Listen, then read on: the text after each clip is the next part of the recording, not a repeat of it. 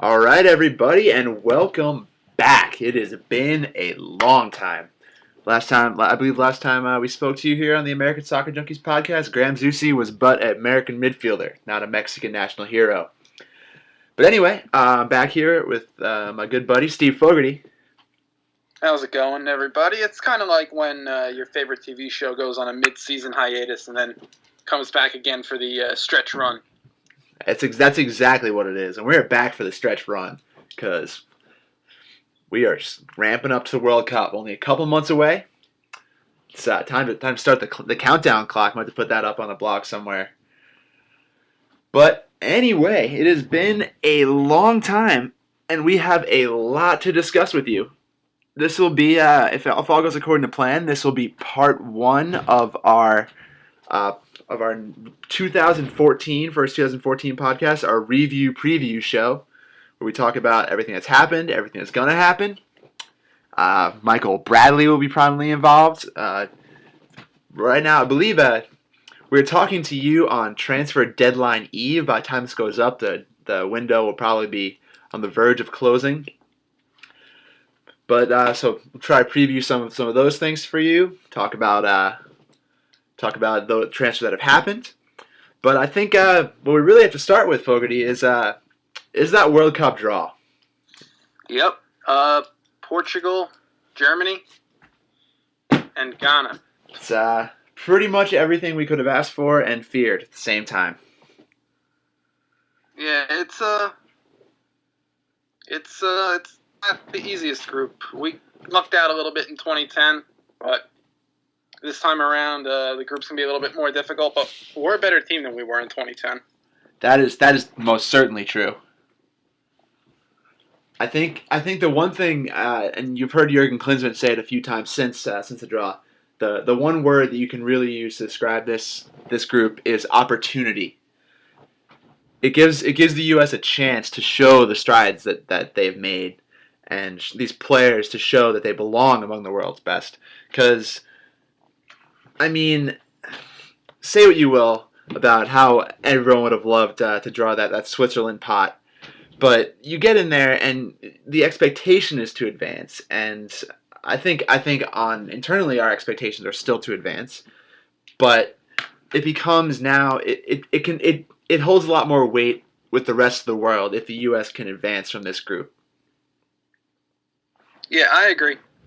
The thing is, though, now they have to do it, which you're going up against Germany, which, in my opinion, other than Brazil, is a team that I'd pick to win the World Cup.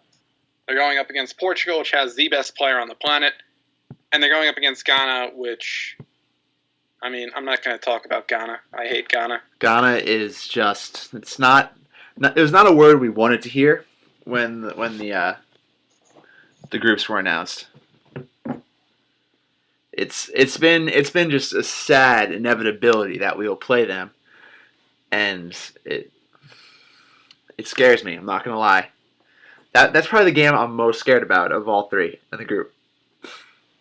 Yeah, that's the opener too, right? It is, I believe. So that's the game that sets the stage for everything else.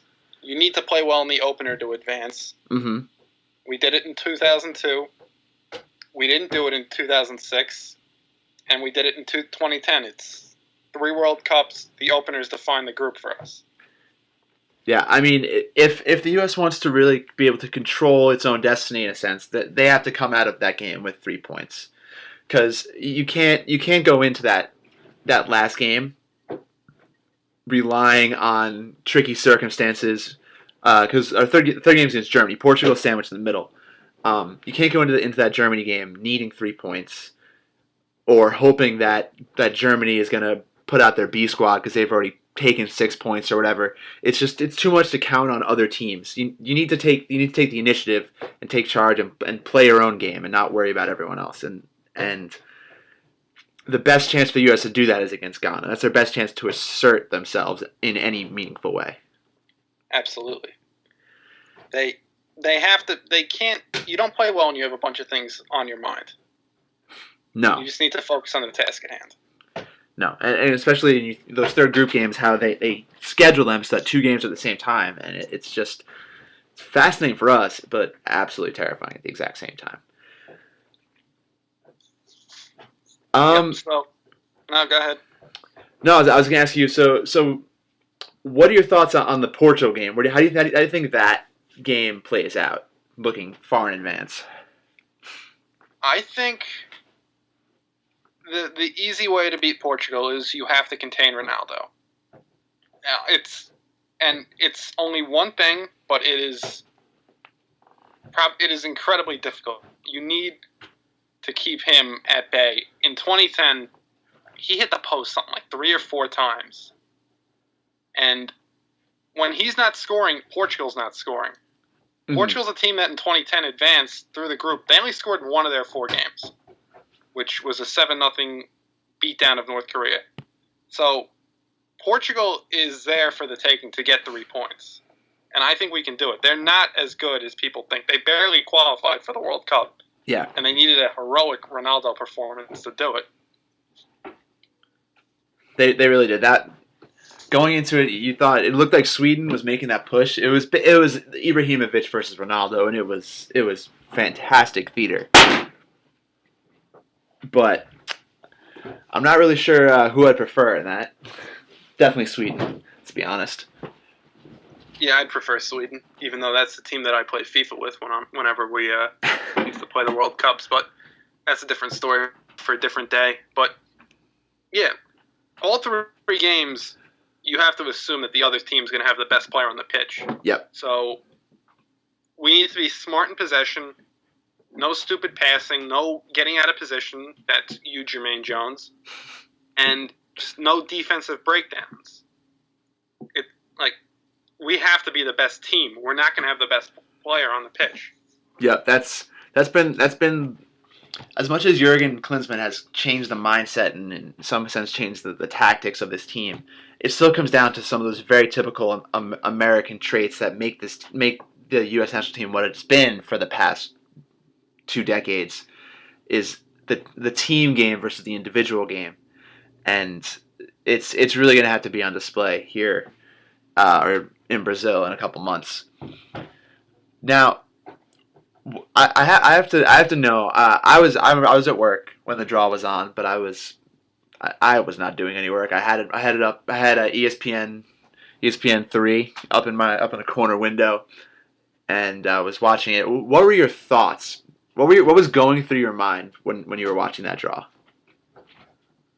I was really taken aback by the whole spectacle of the thing. They brought in all these legendary players, and it was really cool. And it was really cool up until the U.S. got picked, and then it was like, oh shit. But I was sitting on the couch doing nothing, and I think you and I and Paul Didi were chatting about this, and it's exciting once you get the draw, and I don't know, it was a bittersweet moment because we've been waiting for months ever since we qualified to see who we were going to be up against, and of course we got the group of death, but there's 4 or 5 groups of death in this World Cup. So yeah, that was the one thing that you heard a lot about this World Cup, looking at before the draw, that there was going to be no easy path. I mean, you have a team like Switzerland that was in the first pot that kind of gamed the system to gain that ranking, so to speak. I mean, obviously they're a very good team and they deserve to be in the World Cup. They probably don't deserve a seed, but especially over I believe the Netherlands are unseeded, correct? Yeah, the Netherlands and Spain are in the same pot. Yeah, exactly. So, you looked at it, and there was no real outsider teams that snuck in. It looked like there could have been up until the last day. There was the chance for Iceland to move in. Was probably the big one that I was pulling for. You even look in South America, and there's no weak teams there. It's just amazing the quality from top to bottom. Africa was all the same teams as last year. There was a chance of so many more intriguing teams. I was pulling for Cape Verde until they became one of like 6 different teams in the final. African qualifying round to be docked points for fielding ineligible players. It's epidemic down there. They also changed the country name. What? It's now Cabo Verde. Oh, Yeah. I should keep up on those things. But it's just the strength of every single team. It's gonna be a fascinating to watch as a neutral. The entire World Cup, and I for one am very excited for it. Yeah. No team other than Argentina, I think, has a definite road to the knockout stage. Mm-hmm. Yeah, anything could happen, and I'm sure some team is going to come out of nowhere and surprise. Let's just hope it's the Americans. Yep. That's a big hope. Now, in this lead up to the World Cup, one thing that's incredibly important for all the U.S. players is getting games and playing, and that's where this January transfer window, which is about to slam close in under 24 hours at this point, has been. If you could describe this transfer window for the U.S. national team in one word, what would it be, Fogarty? Chaotic. Chaotic's a good one. It's brought about a lot of mixed opinions, and it's really kind of brought to the forefront the argument about American soccer and its own its current stage of development. I think because you look at this almost Dempsey returned to the U.S. over the summer. And now you look, Michael Bradley coming back to Toronto, which just makes me furious. But it's just you start looking at American soccer in its place in the world, and it seems it seems to me like it's almost a drastically different spot than it inhabited even 6 months ago. Yeah, it's like the perception is that American players are basically at a disadvantage because of the nationality they have. Yeah. The only American players that can seem to stick in Europe nowadays are the ones who are born on German military bases and or are of a European heritage where they were basically deciding between the United States and, in Johansson's case, Iceland, or in Diskerud's case, Norway. Yeah, I mean, Roger Bennett had a great piece of Men in Blazers, a far superior podcast to our own.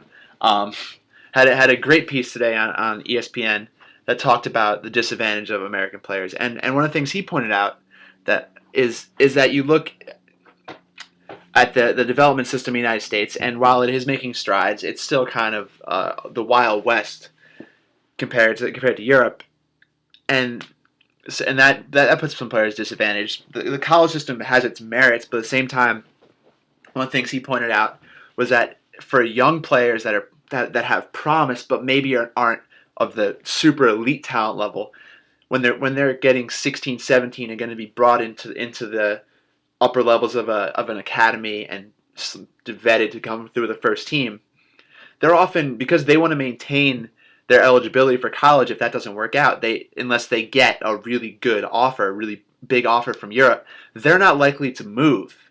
They're likely to stay at home and go through the traditional American way. I mean, you have guys like Junior Flores, who just signed with Dortmund fairly recently.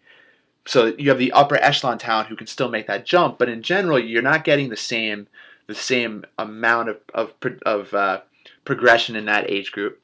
And then it kind of puts Americans at disadvantage the entire way up the spectrum, and because of the college system, a lot of them are later developing, and it just kind of leads to a weird discrepancy. Yeah, because you have guys, they're not getting out of college until they're 22, and then they have to make an MLS club, and unless they're one of the first 10 picks in the super draft, they're probably not going to start right away. So then by the time they establish themselves at said club, they're probably 24 or 25. And you've got guys in Europe who've been playing for 8 years with their club team at that point. Look at Alex Oxlade-Chamberlain, who's been playing since he was about 15. Yeah. And the U.S. has nobody like that. All these guys end up going to college, unless Bradley was one of the rare ones who didn't. I think Dempsey went to college. Dempsey went to Furman, yep. Yep. And it's a huge disadvantage for American players. Now, I'm not going to tell, 18 and 19-year-old kids to bypass college to go play in MLS, because MLS, obviously, you're not getting Premier League wages, but it'd be interesting if, MLS and the NCAA could come up with some kind of work-study program for these kids. Or maybe they could train with the MLS teams in the summer or something. Yeah, because right now the system, there are some players that train with academy teams. I know that there's some transition like that.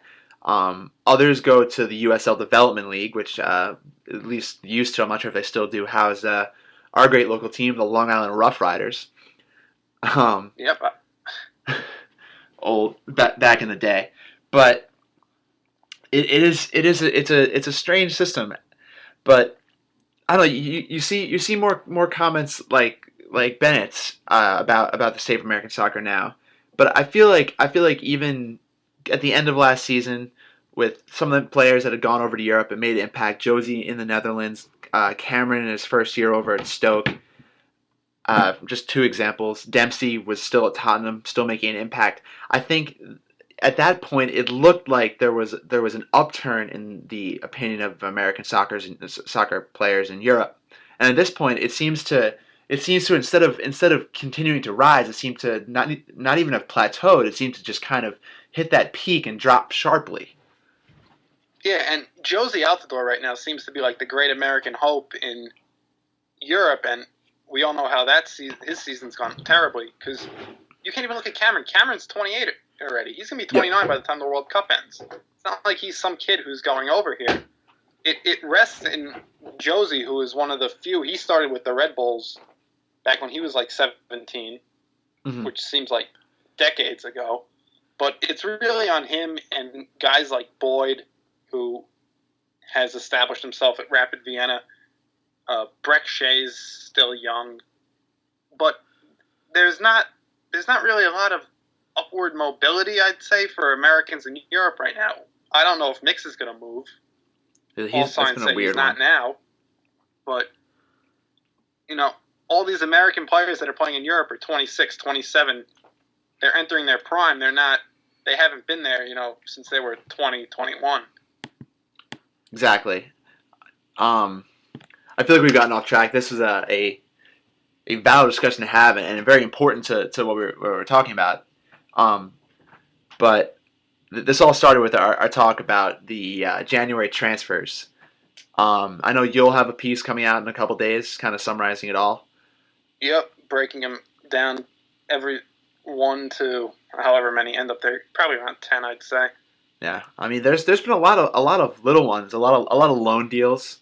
Yeah, a lot of it's basically Michael Bradley's transfer, and then just a bunch of free transfers and short-term loans for fringe guys trying to make the World Cup squad. Yeah, the biggest thing I've heard recently is potentially Fabian Johnson to Crystal Palace, but that's a disastrous move if he decides to if that ends up going through. Yeah. Jermaine Jones wants out of Schalke badly. Oh, he signed today. Oh, he did. I missed this. Bastikas. That is a very solid move. I am butchering that Turkish name, but yep. Besiktas. Besiktas. It's not good. They got their asses handed to them by Liverpool in the Champions League a few years back, if I remember correctly. So those are basically the two biggest moves that have happened. Yeah. I don't know. I feel like we got into that last discussion because of Bradley, but what are your thoughts specifically on the Bradley transfer? Oh, it's an absolute disaster. I wrote an article on this a couple weeks ago. It literally took me half an hour because I was just so furious at typing away. The Dempsey move, I'm going to compare it to the Dempsey move. I was not happy when the Dempsey move happened. After a couple weeks, I was able to understand it because Dempsey was never going to be able to replicate his 2011-2012 season at Fulham when he became a Premier League star.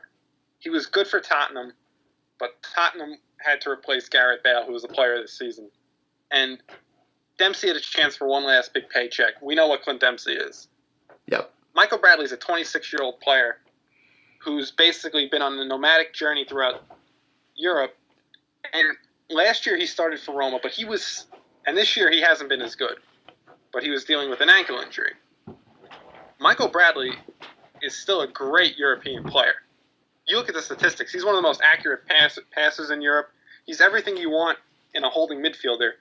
And now he's not even coming back to America, which is another thing that, pisses everybody off. Coming back to North America. He's going to a team that last year was if MLS had a relegation zone, Toronto FC would have gone down. And he's going there with Jermaine Defoe, who's on the decline. He's not even going to be the third most popular player on the team because Dwayne De Rosario is also there. True. And he's not a marketable player for MLS. I wrote this. Michael Bradley's not selling tickets. Yeah. I'll go if they play the Red Bulls. Maybe I'll take the trip to Harrison, New Jersey, because I like Bradley. He's my favorite player. But nobody's going to soccer saying, oh, wow, that was a great pass, to set up this attack, and nothing worked out. They want to see the ball in the back of the net. So it's frustrating as hell. Yeah. No, I agree. And, I mean, you see the counter-argument is the improvement of MLS and what it means not just... I mean, as you said, on the short term, it's important that he's getting games. That's more important. We're not talking about so much about the issues for the 2014 cycle. We're talking about beyond to 2018 even, to when Bradley will be the aging star of the assumingly aging star of the 2018 team, probably captain at that point. Yep, you would assume so. You would assume, and you think about it, and it's not that MLS doesn't provide avenues for development, and I'm not saying that he can't find a way within the league to continue to build on his skill set, but it doesn't provide the same opportunities, the same competition. He won't have to fight for his place at Toronto. There's really what expectations are there? He doesn't have to fight. He's going to be the best player on the pitch every single game he plays. He's not going to get better that way. Mm-hmm. And it just sets the terrible precedent for, guys who are in their 20s like DeAndre Yedlin, who's thinking, oh, maybe I'll use this World Cup if I make it, or use the next deal into Europe. And Michael Bradley made it. He made it to Roma, which is about as good as an American is going to make it as an outfield player, and he lasted a year and a half. And there was always transfer rumors with him, even during last summer. So, as a 21-year-old kid, you have to go to Europe, and by the time you establish yourself, MLS is going to overpay for you to come back. Because I don't think any of these guys really want to play in MLS. If you ask Clint Dempsey, gun to his head, would you rather play in Seattle, or would you rather be back in the Premier League full-time at the same salary? He'd obviously take the Premier League opportunity. Yeah, I mean, it was strange watching that Bradley transfer develop. You start to hear the rumors come out, and it was almost like you didn't believe it was. You almost thought, oh, this is just the first of many weird rumors to pop out in the silly season. And then it just had legs that you weren't expecting, and suddenly it was over, and it happened, and... Yeah, and it got broken by Taylor Twellman, who's about as good a source as you're going to have when it comes to these kind of things. It wasn't some, crap blog that... Well, we didn't break it. We didn't break it. No, I wish we did. I would have dropped out of grad school tomorrow. I would have dropped out of grad school 2 weeks ago. We would have been home. We would have been home free, but this thing really affected me, and I've had to deal with transfers before. Newcastle United over the past 3 years just been pumping players I like out of there, but this year getting to the point where it's I hope he fails the physical so he stays in Rome. It was ridiculous, but we'll see how this goes. It shouldn't affect us for 2014, but. What's the state of the U.S. roster going to look like in 2018? Is it going to be a bunch of guys overqualified for MLS? Yeah, I think you look at it. You look at the place of MLS in the U.S. national team structure, and I think what this move signifies, it does signify a more viable MLS product, but just that as a product, not necessarily as the destination. I think now within the American sporting environment, it has taken up enough mind share and it's in a big enough draw that it can support bringing in players like Bradley and Dempsey, and it can put a product on the field that is appealing more so than it was a decade ago. Oh, it's a brilliant business model. Yeah, They took the sport out of the 60,000 seat football stadiums and put it into soccer friendly stadiums where, you could, instead of, having 25,000 people and it being less than half full, now you have a sellout and it's loud. But can they win the CONCACAF? Can an MLS team win the CONCACAF Champions League or something? yeah. It's not even the best. It's not even the best league in its own region. Those Mexican teams are all better. Yeah. I'd take America and Tigres over any MLS team. I agree, but I think when you look at it, the MLS, I think MLS, it's reached a stage where it's viable enough. It's viable enough to bring those players back as cornerstones of the league. It needs to reach a point where it brings those players back, and they fit in as more than just the best player, the biggest fish in a very small pond. Obviously, because they're American players, they will be more marketable. They will be able to be propped up to sell tickets. But the thing is, that Michael Bradley is so far and away better than the average MLS player that's not even funny. So you look at the 2014 World Cup, and there's going to be a number of MLS players. 2018 is probably going to be the same.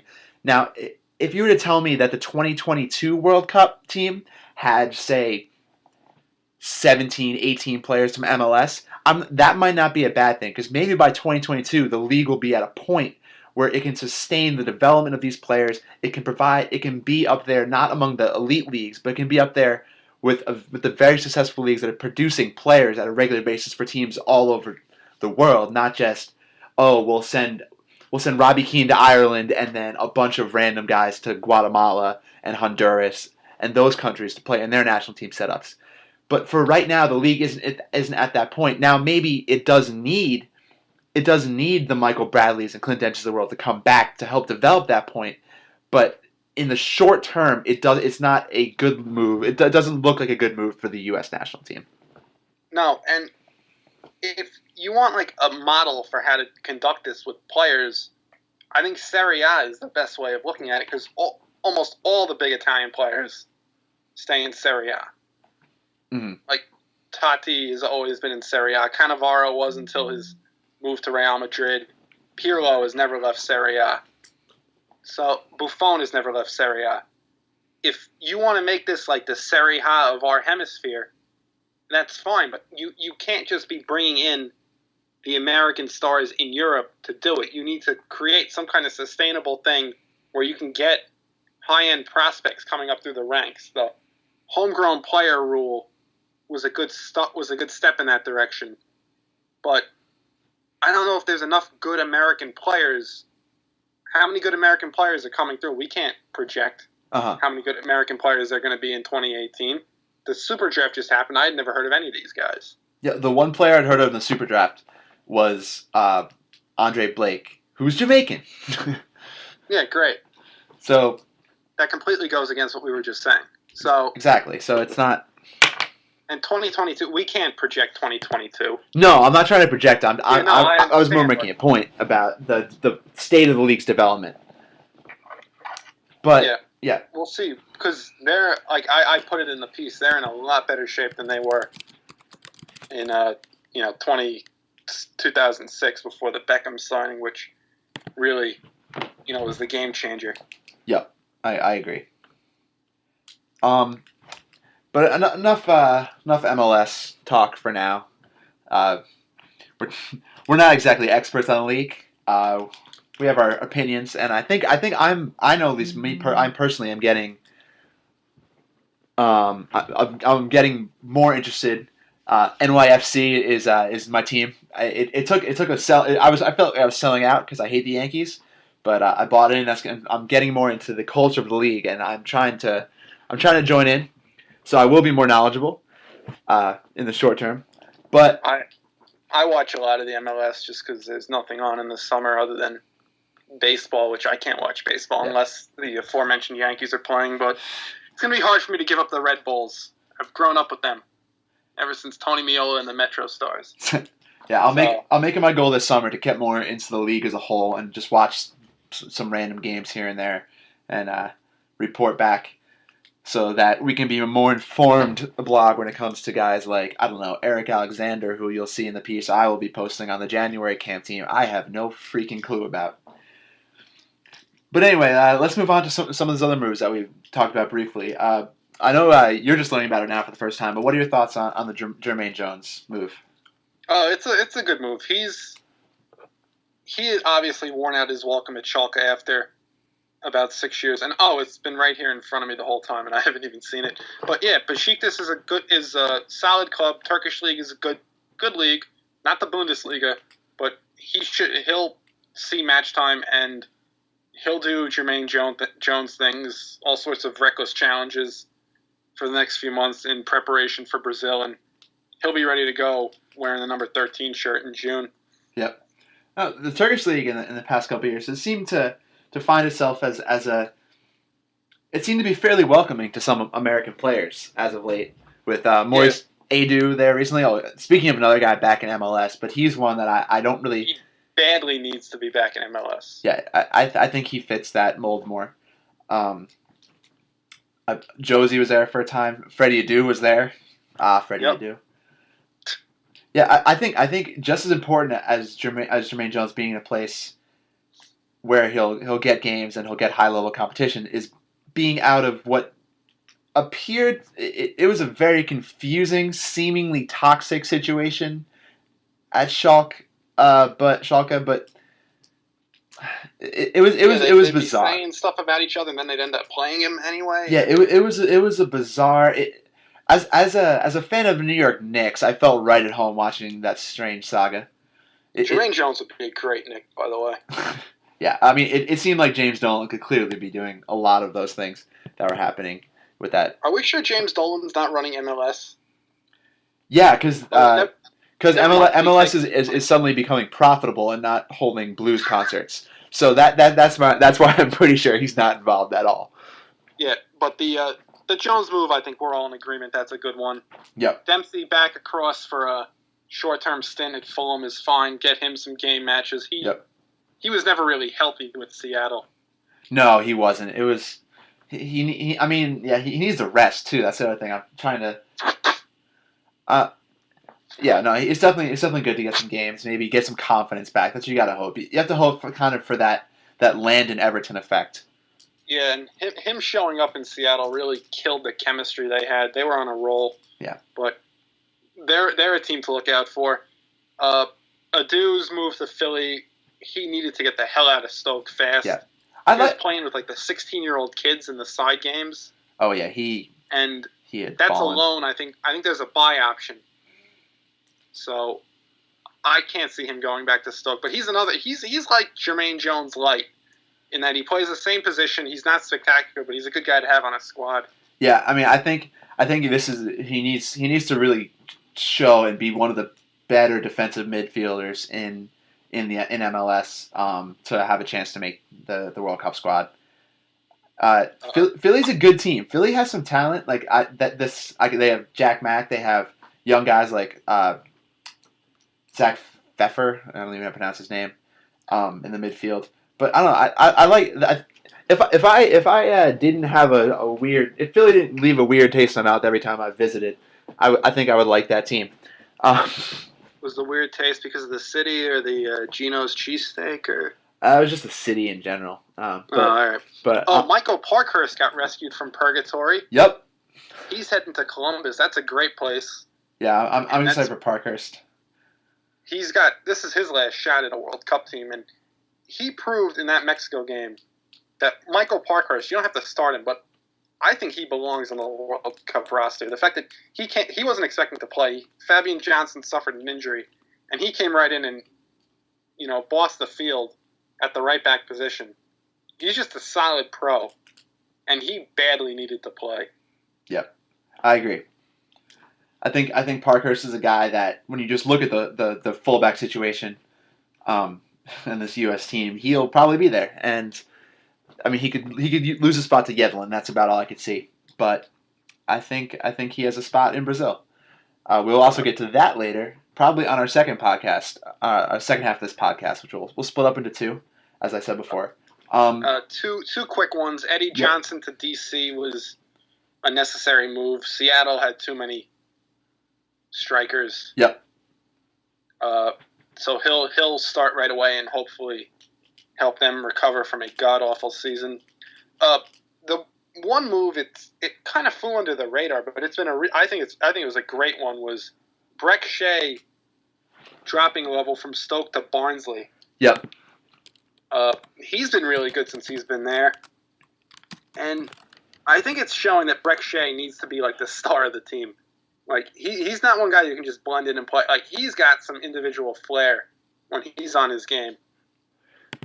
In the same level. I mean, I'm excited for Breck Shea. I think the championship doesn't. It's a more straightforward kind of physical league. It doesn't allow for it doesn't always accept flair players like Breck Shea. But I think if he can assert himself in that league, I think it provides a good platform for him to step up to the Premier League level. If I'm Breck Shea's agent, I'm trying to extend that loan for the rest of the season. I agree. I think if he goes back to Stoke, he kind of just falls by the wayside. Has there been a bigger enigma? Like he'll either be the man of the match or he'll need to be subbed off after like 5 minutes. Yep. You never know who the hell you're going to get with Breck Shea, but this move's been good for him. Any others that I'm forgetting right now? One move that caught my attention, but probably no one else's, just because I'm a QPR fan, was Oguchi Onyewu moving. He signed a short-term contract at QPR as a defensive cover. They had a lot of injuries.